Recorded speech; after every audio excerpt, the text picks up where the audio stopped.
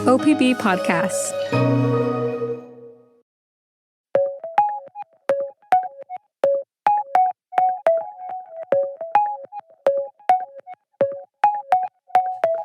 From the Gert Boyle studio, it's OPB Politics Now for Thursday, June 26th. It's countdown time. We are only a couple of days away from the 2025 legislative session coming to an end, and lawmakers are saving a lot of the legislative intrigue for the final days. There's been vetoes and veto overrides. Lawmakers have been assigned to committees and then booted from committees, and the behind-closed-door deal-making is taking center stage. The policies and the politics are increasing in intensity, and we are here to help you navigate what is happening in Salem. Welcome to the podcast. I'm OPB Politics reporter Lauren Dake. I'm OPB Politics reporter Bryce Dole. And I'm OPB Politics reporter Dirk Vanderhart. Dirk, the past week has been dramatic. Yes. We're only a few days away from adjournment, and it feels like there's a lot of pretty big issues that have been saved for the last minute.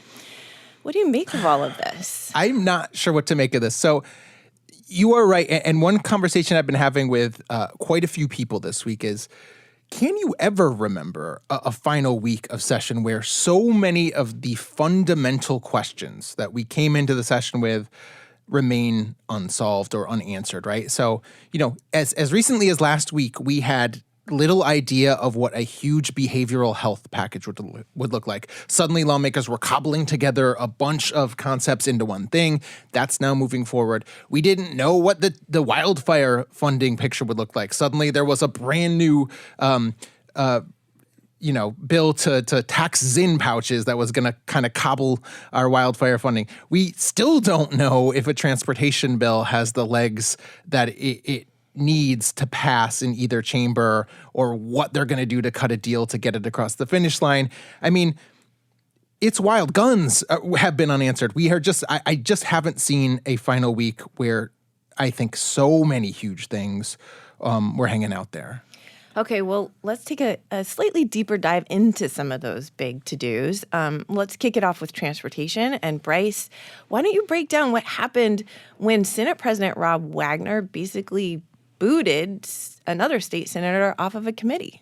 Right. So we can take a step a little bit before that, too. There have been a lot of amendments to the main transportation bill over the last couple weeks. I think we're going to talk about that here in a moment on this podcast. But there were clear signs around that there's just some tension around these amendments and this package. I think it was last Tuesday, there was a meeting at the end of the day where the Transportation Committee was going to discuss a slew of new amendments and changes. And the Democrats on this committee especially seemed really frustrated that there were so many things that they just haven't had the time to review yet, and that the package just seemed to be more and more sprawling. At one point, Senator Mark Meek said that he just didn't see how they would have the time to review all of these amendments in time for a vote the next day, the day after that. And he said outright that he planned to vote no. And here's what that was like. I'm going to be critical. I don't see how anybody can expect us to vote on this tomorrow or the day after, based on everything that was presented and the time we have to digest this. And you can expect a no vote out of me.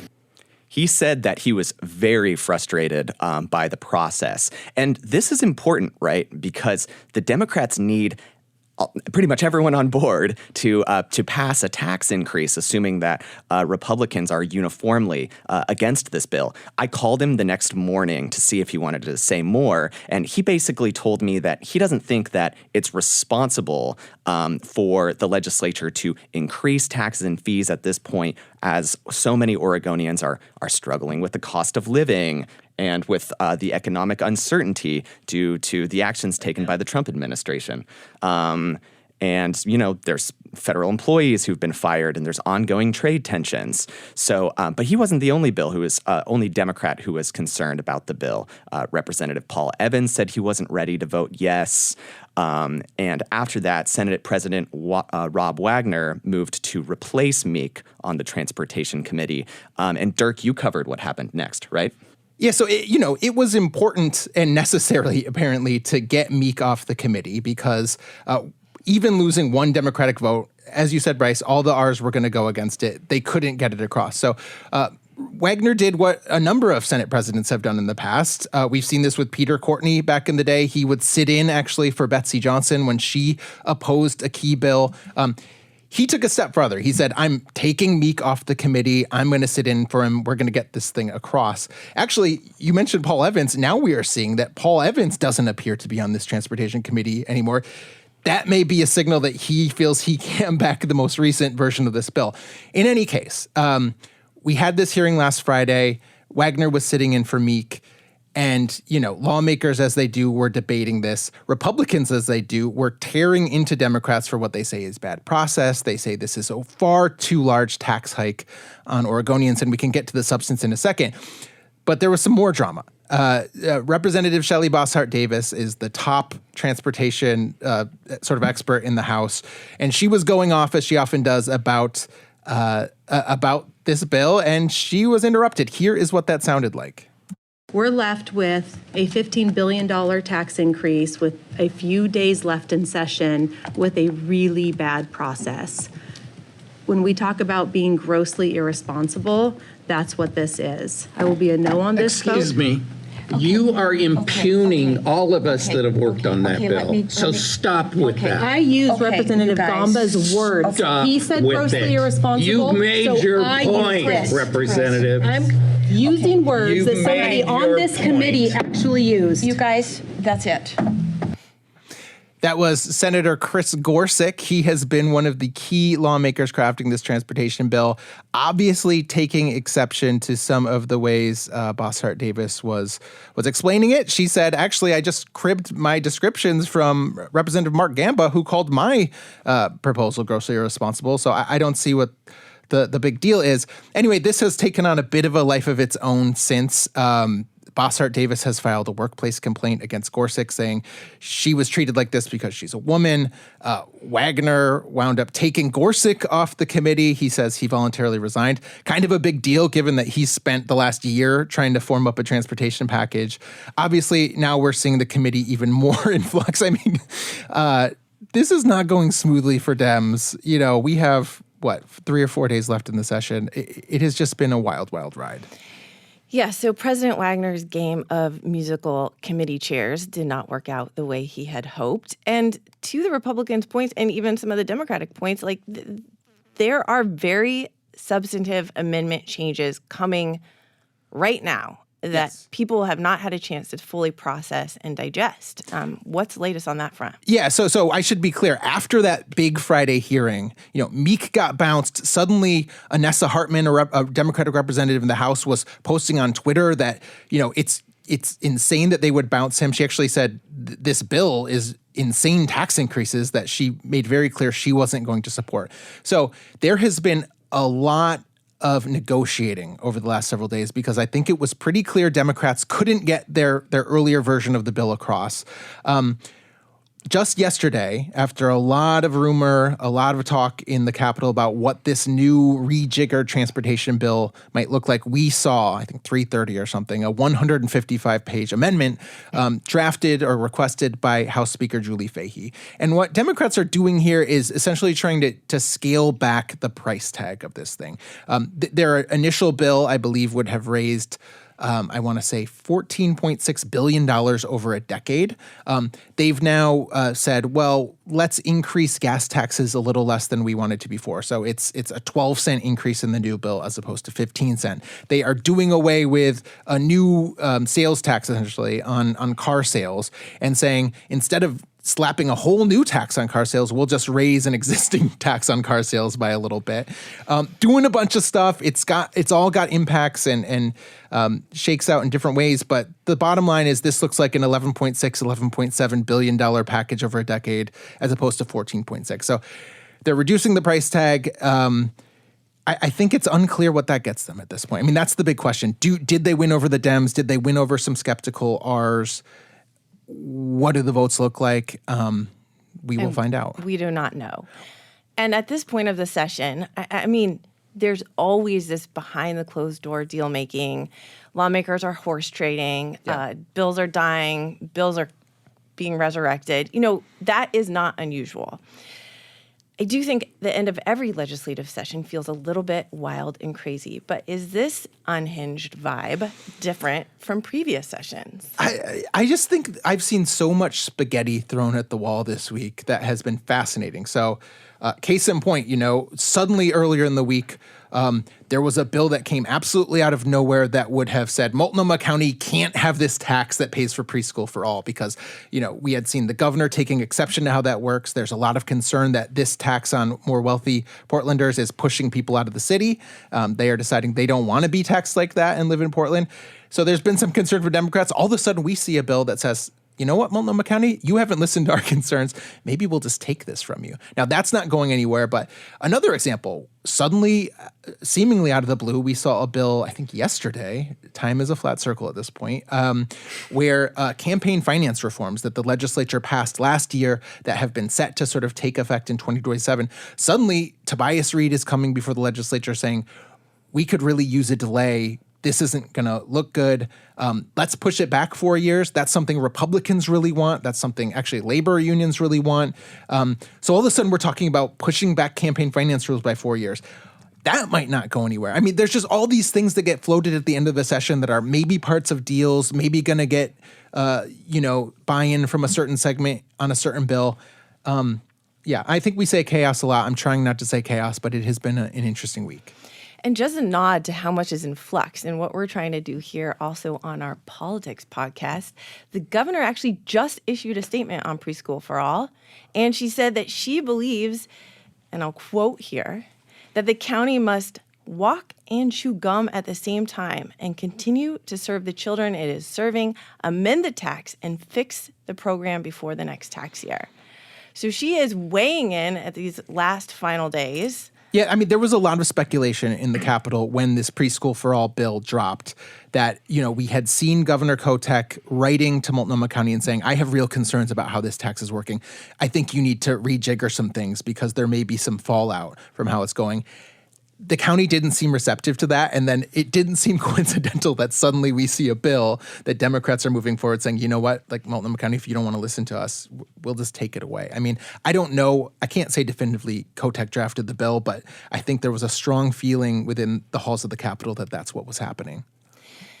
We saw something else that is, slightly rare yesterday as well. I mean, normally when a bill comes to the floor, the caucus, the Democratic caucus or the Republican caucus have whipped their votes. They know who's going to vote for a bill or know who is going to vote against it.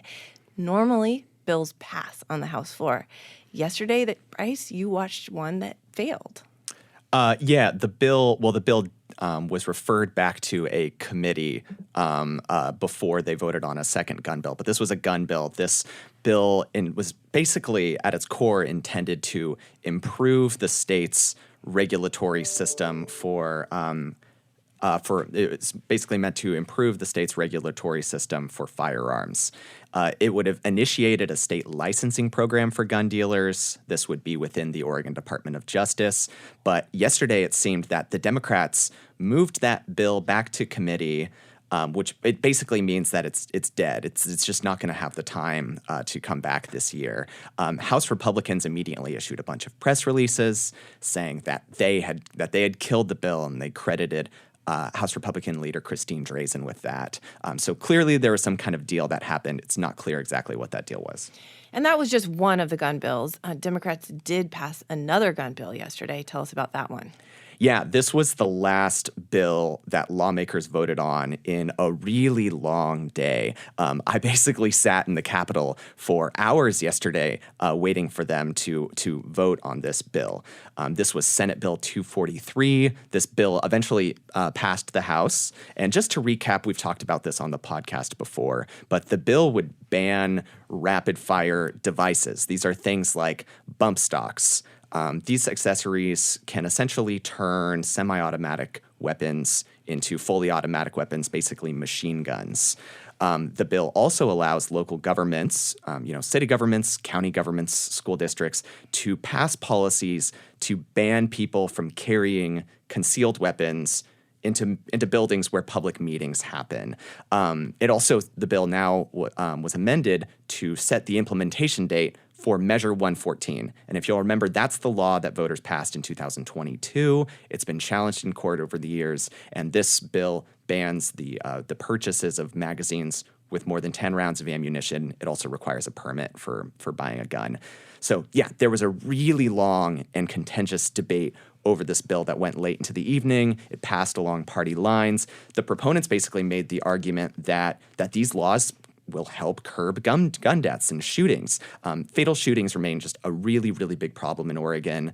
We have a higher rate of firearm fatalities than the rest of the country on average, higher than Washington, higher than California. And the proponents of this bill argued that our laws are part of the reason why that's happening.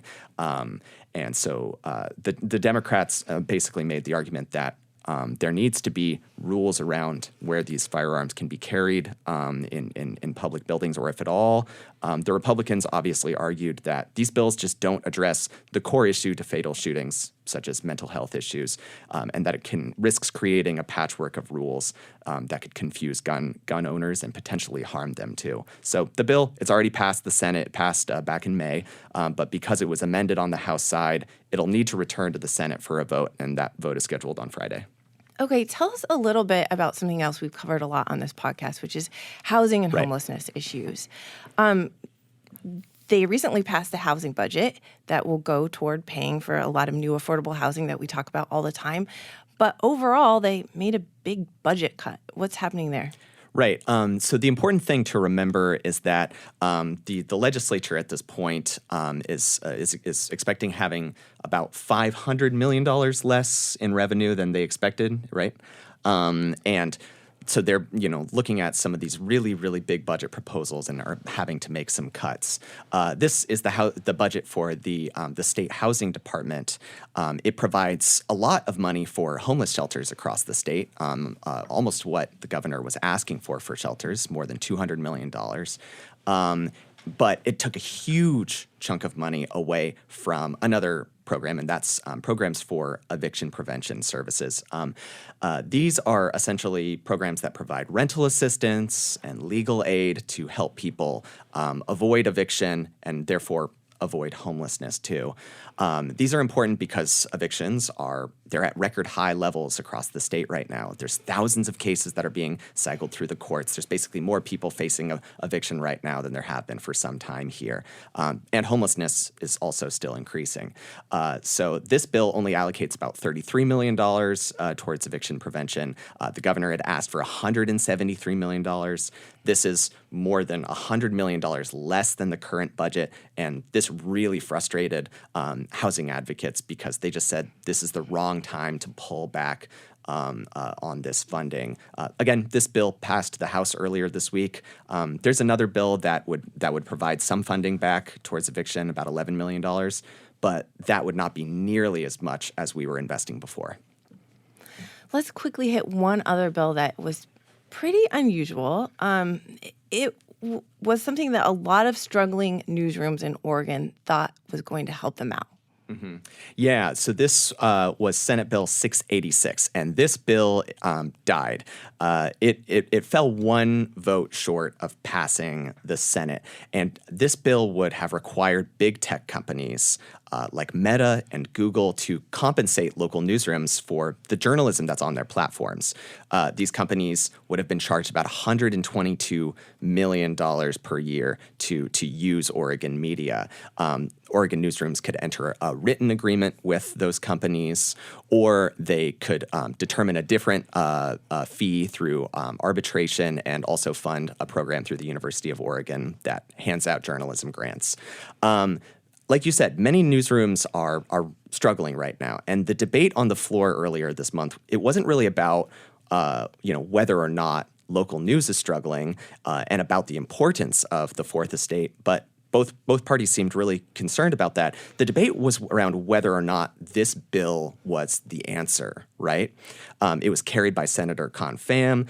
She said that these companies have basically monopolize the media market and that the state just needs to do something to help out these newsrooms. And she argued that local media is important for, helping ensure accountability, for powerful institutions and figures. But opponents from both parties argued that small newsrooms, they're already having a really hard time. They would have an even more difficult time if these companies banned Oregon media off their platforms. And we should remember that Meta had warned that they would do that if Oregon passed this bill. It did that in Canada already. So I talked to Senator Confam after the hearing, and she said that she plans to reintroduce this bill in the future, but it appears dead. There was one other thing that happened this week, Lauren, another thing that we don't often see in the legislature, which is the governor vetoed a bill, which she sometimes does. This one dealt with child welfare issues. And the Senate took exception to that. Yesterday, they voted to override it, which I can't remember seeing. I don't know if you can remember seeing that happen. It's a very, very rare occurrence in Salem. This is some political drama that I think really is right up your alley. So help us understand what happened. Right up my alley, Dirk, right up.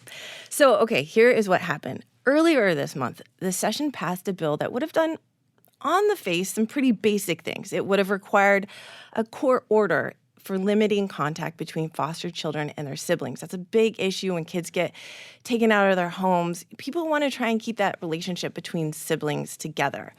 It would have also put certain rights in this document called the Foster Care Bill of Rights that would have just, made it clear that, kids have the right when they're being shuffled from place to place to have a suitcase. Mm-hmm. Not extremely controversial stuff, but, there was some issues with the bill, and lawmakers really did work together, Democrats and Republicans. There were some amendments.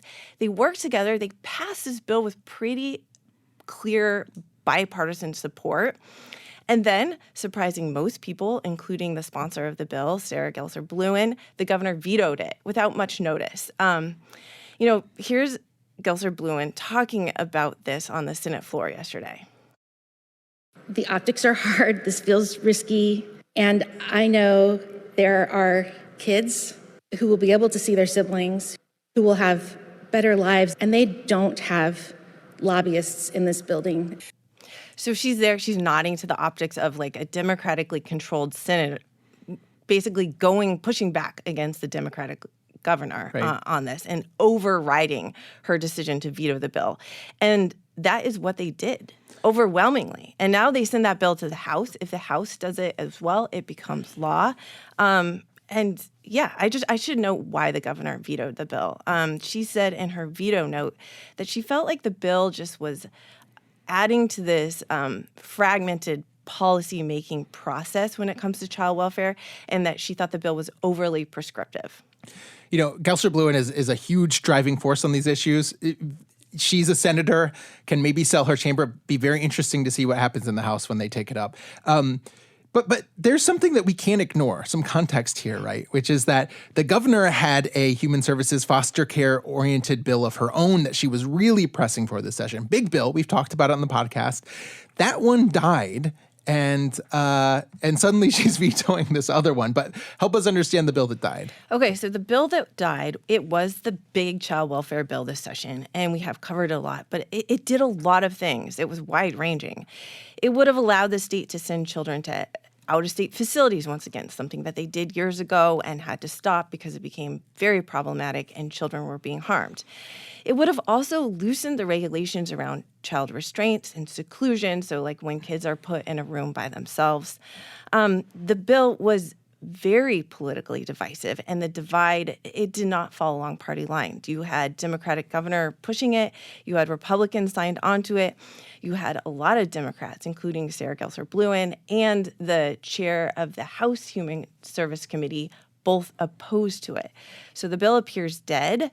But, the issue that it was trying to solve, which is trying to find more adequate placements for kids with complex needs, is very much not resolved. And the obvious question is, did the governor veto the Gelser-Bluen bill because she's mad lawmakers didn't agree with her on the other thing? Gelser-Bluen didn't agree with her on the other thing. I mean, is this a sour grapes veto? The governor did not invite me into her office to debrief on this, which is too bad because I would have loved that. Sarah Gelser-Bluen and the governor have a long history. They served in the House together. They know each other very well. I think that the senator was trying to make it very clear on the floor that she was not taking this as a personal affront. She was saying that this is about policymaking, that this is the process. The legislature debates, and the governor has the right to veto if she wants to do so. I think it was interesting that in the veto memo that the governor wrote, she mentions this big priority bill of hers that died. You know, she kind of like takes a moment, a sentence to say, by the way, the bill that died that you opposed, it wouldn't have been fragmented policymaking. It would have been systemic policymaking. So it is sort of hard to look at how this process has played out and read the governor's letter and not think that there wasn't a bit of frustration over how it all played out that factored into her taking her veto pen and putting her Governor Tina Kotek stamp on that. Absolutely. You can't divorce them. All right, you guys, let's make it clear that it is 11:05 on Thursday, and things are very much in flux in Salem right now. Anything can change. So listen to this podcast knowing that. Is there anything else that we need to hit before we go? I want to note that, this is a part of session where, because of the way bills go through the process, under the constitutional rules, a bill needs to be read one day, then it has to be read the next day, then it has to get a vote the final day, or it can, right? 3 readings in each chamber. We do not have 3 readings in each chamber worth of time left. And that, at the end of session, often means lawmakers in both parties are coming together to suspend the rules, fast-track bills so they can zoom through both chambers. We will see that. And what Democrats have done by keeping so much stuff till the end is, in effect, given Republicans a lot of leverage over the process.